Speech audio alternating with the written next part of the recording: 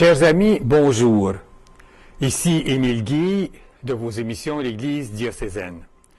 Récemment, j'ai appris l'existence d'un nouveau document préparé pour les élèves catholiques de l'Ontario. Et pour nous en parler, je reçois Mme Lisanne Papineau. Bonjour, Mme Papineau. Bonjour, M. Guy. Mme Papineau, quel est le titre exact de ce document-là? Bien, le titre exact, c'est le cadre de référence de l'élève catholique de langue française. Et qui l'a élaboré? En 2011, le comité d'orientation responsable de l'éducation catholique en Ontario, formé de différents partenaires, puis je pense que c'est important de les nommer. Les partenaires. Il y a des représentants des directions d'éducation catholique. Il y a aussi des représentants de l'AFO-CSC, donc c'est l'Association franco-ontarienne des conseillers scolaires. Il y a aussi des représentants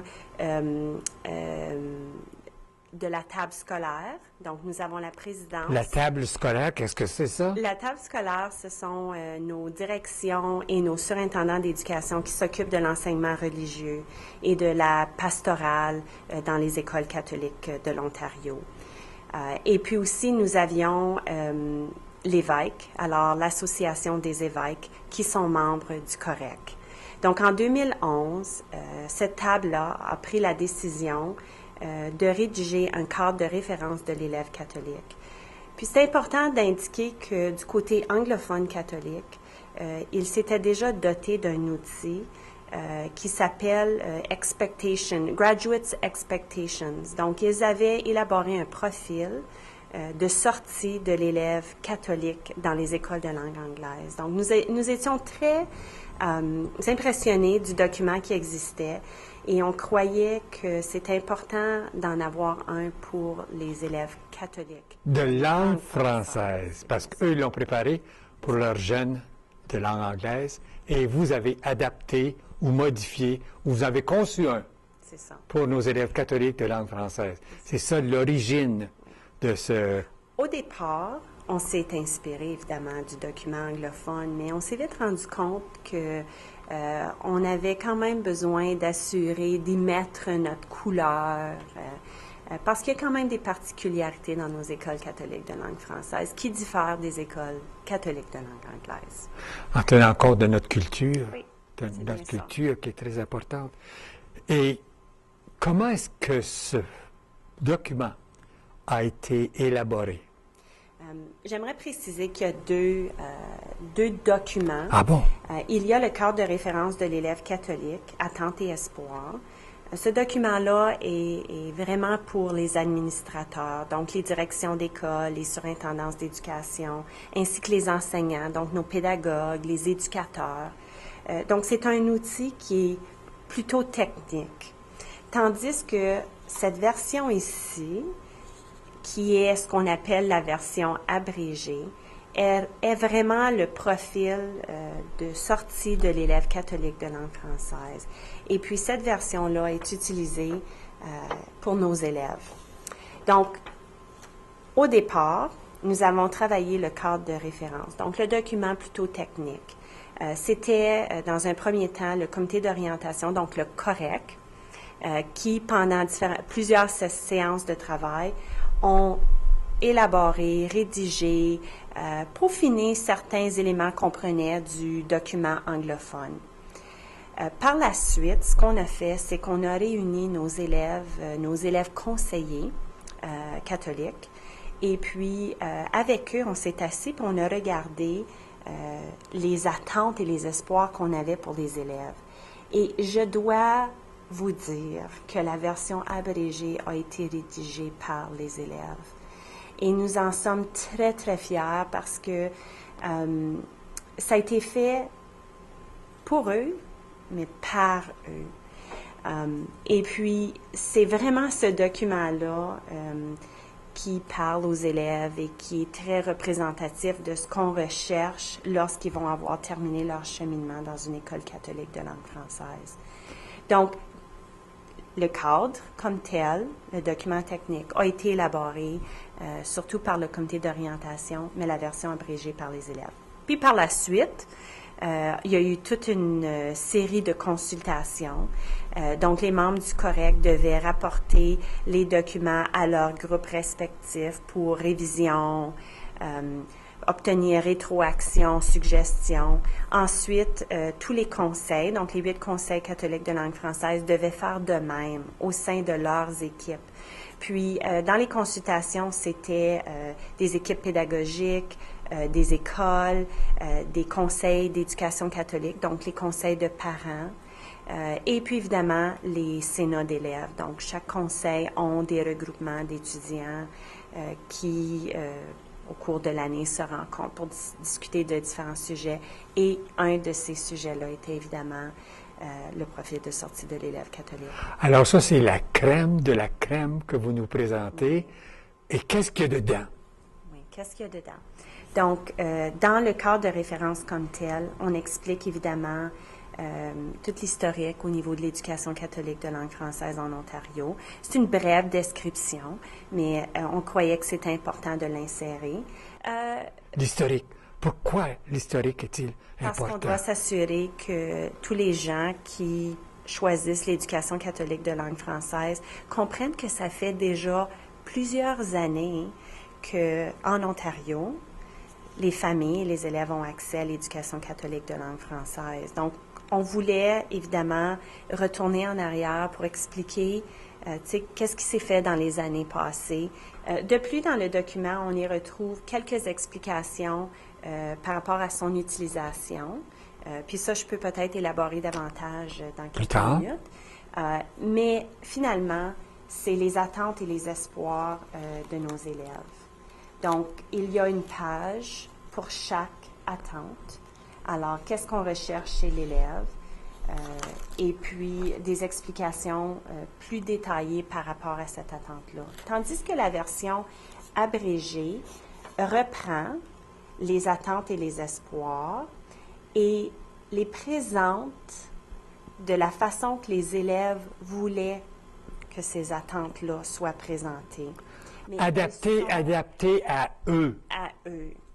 Dans un langage qui était simple, clair et précis. Et puis, c'est vraiment très bien fait parce que, je vais juste rapidement, si oui. Tu sais, ça présente, je suis un élève francophone catholique et j'ai des idées. Mes idées Ils en ont. Et mes opinions sont basées sur des connaissances et des expériences. Et puis là, ça l'explique que, bien, j'ai des idées et parce que j'ai des idées, je contribue.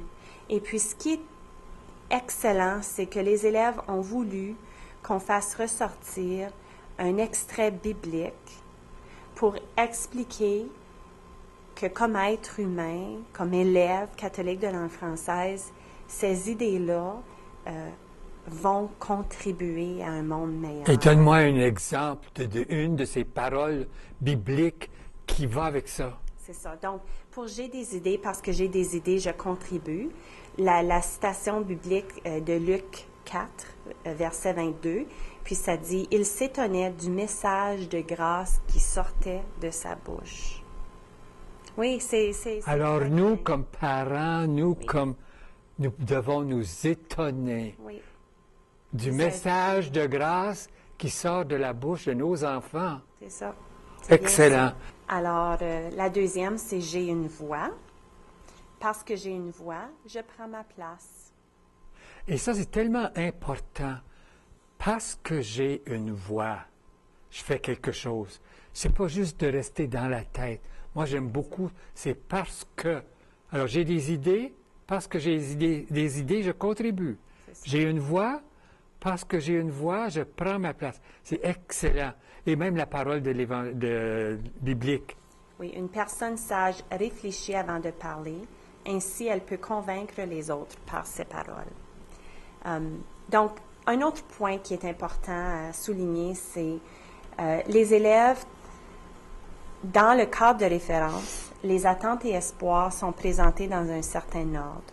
Donc, un étant un croyant qui vit chaque jour sa foi. 2, un penseur réfléchi et créatif. Un communicateur efficace qui écoute avec attention. Un apprenant à vie qui exerce son autonomie. un collaborateur empathique qui sait découvrir sens, dignité et vocation, un membre soucieux du bien-être de sa famille, un citoyen responsable, et 8, un francophone catholique fier et engagé, et toujours à l'image de Jésus. Mais ce qui est intéressant, c'est lorsque les élèves ont préparé la version abrégée, ils ont changé l'ordre des attentes et des espoirs. Et je dois dire que c'était pas mal innovateur parce qu'ils sont partis de la personne qu'ils et elles sont.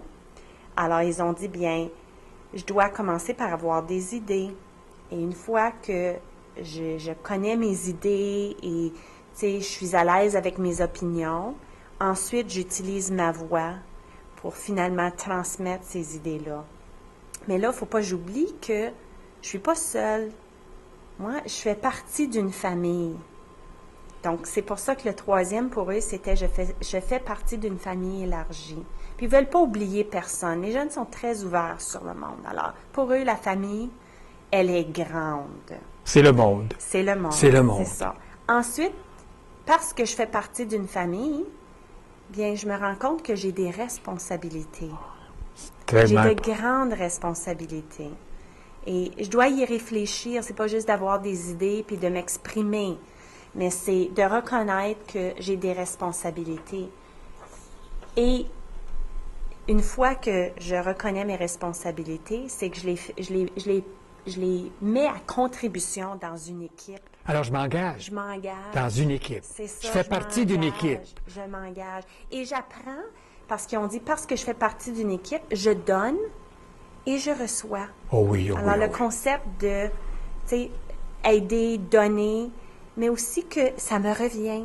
Oui, Ça je va me nourris. revenir. Je me nourris. C'est ça.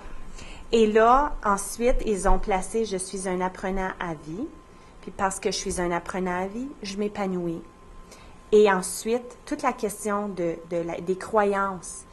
Des croyances, autant je crois en Dieu puis son amour, comme je crois que la communauté francophone, c'est un plus, ça contribue à rendre ce monde-là meilleur. Moi, dans le je crois, le deuxième que tu n'as pas mentionné, mais tu as sauté à quelque chose d'autre, je crois que l'être humain est bon. Oui. Ça, c'est essentiel, de croire que l'être humain est bon.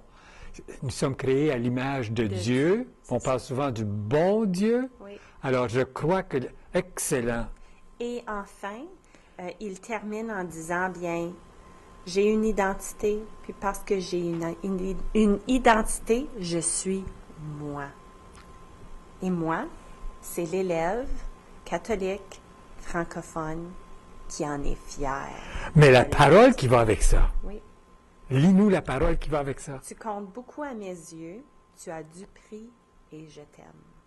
Ah, qu'est-ce qu'il a fait parce qu'il m'aime? Il a donné sa vie. C'est ça. Et si moi, j'aime, je donne aussi Oui, ma vie. c'est Et ça. comme maman, comme directrice d'éducation, tu sais ce que c'est aimer. Oui, on sait ce que c'est aimer. Oui, oui, oui. Donc, on est très fiers du travail qui a été fait par nos élèves conseillers et puis a été révisé avant son lancement par un autre groupe d'élèves parce qu'évidemment, annuellement, ce groupe d'élèves-là change d'un conseil à l'autre parce qu'ils ont un mandat d'1 an. Donc, ça nous a permis de travailler avec un plus grand groupe d'élèves en province. Excellent. Et comment est-ce que ça va se diffuser? Là, vous avez préparé, Oui. mais là, il faut le diffuser.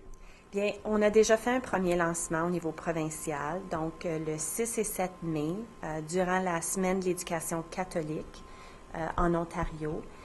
Nous avons organisé le premier symposium catholique pour les élèves de nos conseils. Ils étaient une centaine d'étudiants qui se sont réunis à Toronto et ils étaient accompagnés de nos d'enseignants responsables de pastoral et d'animation culturelle dans les écoles. Et durant une journée, les jeunes ont eu l'occasion, en collaboration avec le Portique, de vivre des ateliers de leadership catholique. Le portique. Le portique, c'est un groupe de gens, d'animateurs, sous la direction, je crois, c'est Père Olivier Tremblay. Donc, les jeunes ont bien apprécié cette journée de leadership ou d'atelier de leadership catholique et on espère pouvoir, dans les années à venir, peut-être pas à chaque année, mais aux 2 ans, organiser un symposium de nos élèves. Les jeunes se sont retrouvés. Ils ont des 4 coins de la province. Ils ont bien apprécié. Le lendemain, nous avons fait de façon officielle le lancement du cadre et de la version abrégée. Et le tout a été animé dans le cadre d'une messe avec nos élèves qui avaient participé au symposium. Donc, il en revient donc maintenant à chaque conseil d'en faire la mise en œuvre au courant de la prochaine année.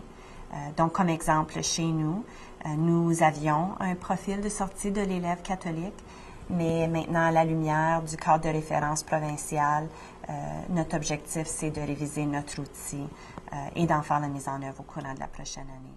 Et quelle utilisation est-ce qu'on va en faire pratiquement, là?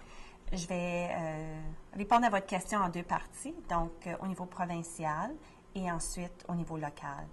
Donc, l'objectif premier qu'on avait au niveau du COREC, qui était le Comité d'orientation responsable de l'éducation catholique, le premier objectif qu'on avait lorsqu'on a décidé de rédiger le cadre de référence de l'élève catholique, c'est qu'on avait besoin de se doter d'un outil qui guiderait la table scolaire lors de la rédaction ou la sélection d'outils pédagogiques pour la salle de classe. Donc, on avait besoin, comme les anglophones catholiques, d'un outil qui permettait à cette table-là, finalement, de faire un choix judicieux de leurs outils, ou même lorsqu'ils mettaient sur pied des équipes de travail, c'est que ce document-là devient réellement l'objectif final en termes de ce qu'on veut que le jeune ou l'élève apprenne tout au long de son cheminement dans une école catholique. Donc, l'objectif premier, c'était réellement en termes de pédagogie. Mais ceci dit, maintenant qu'on a la version abrégée, évidemment, c'est un outil qui va servir de plusieurs façons. J'ai parlé du symposium, du premier symposium catholique pour les élèves. Donc, évidemment, on veut regarder au niveau provincial, qu'est-ce qu'on pourrait faire de plus pour assurer qu'on a des jeunes leaders qui vont pouvoir un jour prendre ma place. Prendre leur place. Prendre leur place, exactement, prendre leur place dans la communauté et réellement faire une différence pour ce monde. Au niveau local, les outils vont servir sensiblement pour les mêmes raisons, mais évidemment, dans le cadre d'un profil de sortie de l'élève, c'est que ça devient l'objectif final qui permet ensuite d'identifier les résultats visés dans nos plans stratégiques et ensuite l'élaboration de nos plans d'amélioration au niveau conseil et ensuite au niveau école. Donc, les outils vont être certainement bien utilisés, ils vont servir. C'est pas juste parce qu'ils sont beaux et ont des belles couleurs, des belles photos de nos jeunes. C'est réellement des outils qui vont nous aider à prendre des décisions au niveau de nos conseils et au niveau provincial. Et au niveau de la salle de classe, qu'est-ce qui va se passer? Au niveau de la salle de classe, l'objectif est le même qu'au niveau local ou systémique. Ça devient pour l'enseignant l'image, ou pas l'image, mais ce qui est souhaité de l'élève lorsqu'il terminera son cheminement. Donc, ça va nous permettre d'arrimer nos profils, parce que dans nos conseils, on a quand même des outils où est-ce qu'on identifie les attentes visées de l'élève au cycle préparatoire, au cycle primaire, au cycle moyen, intermédiaire et secondaire. Et cet outil-là, maintenant, va nous aider à aligner ces outils-là que l'enseignante utilise en salle de classe. Donc, on a encore beaucoup de travail à faire, évidemment. On a maintenant à aligner l'ensemble de ces outils-là que l'enseignante utilise en salle de classe pour les élèves. Est-ce que tu aurais un exemple de comment ça pourrait se vivre dans une salle de classe? La première chose que je dirais, ça serait vraiment les outils que l'enseignante utilise. Comme j'ai mentionné tantôt, on met maintenant dans nos écoles des équipes de collaboration. Donc, je ne sais pas si vous avez entendu parler du terme des communautés d'apprentissage professionnel. Non. Puis une communauté d'apprentissage professionnel doit regarder des données, puis des données spécifiques qu'on recueille au niveau des élèves. Donc, ce que ça va permettre, c'est que ça va permettre à l'enseignant, à la lumière des données qu'elle recueille au niveau de l'élève, de voir où se situe maintenant l'enfant au niveau de Par exemple, si je fais partie d'une équipe, est-ce qu'il ou elle a les habiletés pour pouvoir bien fonctionner à l'intérieur d'une équipe? Est-ce que l'élève a les compétences et les habiletés nécessaires pour pouvoir bien communiquer ses idées, pour pouvoir bien, que ce soit verbalement ou par écrit, toute la question de faire partie d'une famille, que ce soit sa famille immédiate, que ce soit sa famille à l'école. Et de l'Église. Et de l'Église et de la paroisse. On cherche toujours à développer chez le jeune des habiletés et des compétences particulières. Donc, où est-ce qu'on est rendu maintenant avec la mise en œuvre? C'est évidemment d'arrimer, d'aligner l'ensemble de ces outils-là. Puis c'est toujours, comme j'ai mentionné au début, c'est toujours à l'image de Jésus. Toujours à l'image de Jésus. Et ce qu'il espérait pour nous autres et ce qu'il avait comme attente envers nous autres. Résume donc les objectifs. En termes d'objectifs, je pense que la prochaine étape, c'est réellement la mise en œuvre à l'intérieur de nos conseils. Au niveau provincial, la table scolaire va prendre le temps de regarder l'ensemble des outils qu'on a présentement pour l'enseignement religieux en salle de classe, pour l'animation pastorale dans nos écoles, même pour le climat scolaire à l'intérieur de nos écoles catholiques. Est-ce que, à la lumière de ce cadre de référence-là, est-ce que nous mettons les conditions en place pour que le jeune, à la toute fin, soit un élève francophone catholique et fier de l'être? Et est-ce qu'il dispose des compétences et des habiletés nécessaires pour prendre sa place dans la communauté chrétienne? Est-ce qu'il y a quelque chose d'autre que tu aimerais ajouter dont on n'a pas parlé encore? Je pense qu'il y a juste un autre point que j'aimerais ajouter. Vous allez remarquer qu'il y a des belles petites images ou des dessins. Des illustrations. Des illustrations. Elles ont été faites actuellement à la main. Pour chaque attente et espoir, on a une différente image. Ils sont les mêmes dans le profil de sortie de l'élève catholique anglophone. C'est une collaboration étroite avec nos collègues catholiques anglais. On croyait qu'il était approprié d'utiliser les mêmes images. Évidemment, nous autres, on en a un 8e, et c'est celui de l'identité catholique francophone que les anglophones n'ont pas eu. Et un message pour les futurs utilisateurs ou utilisatrices? Je pense qu'il faut être fier de l'existence de ces documents-là. Je crois qu'on a une responsabilité de les faire connaître par nos élèves, ou auprès de nos élèves, auprès de nos parents, auprès de nos paroisses, et puis aussi d'être fier que c'est un outil qui a été fait, comme j'ai dit, par les élèves, pour les élèves. Puis je pense qu'il faut valoriser le leadership qu'ils ont exercé. Donc, je souhaite que cet outil-là saura bien aligner ou encadrer les décisions que nous prendrons soit au niveau provincial ou au niveau local, ou dans nos écoles. Et sur ce, merci beaucoup, Mme Papineau, d'avoir pris ce temps précieux pour nous faire connaître ce cadre de référence de l'élève des écoles catholiques de l'Ontario. Et félicitations à toutes les personnes qui ont contribué pendant plus d'un an à la préparation de cet outil, et puisse-t-il rencontrer le succès espéré. Et vous, chers téléspectateurs, chers amis, nous vous remercions d'être toujours là, et soyez assurés que nous voulons vous faire connaître tout ce qui est disponible au sein de notre Église diocésaine. Au revoir, à une prochaine.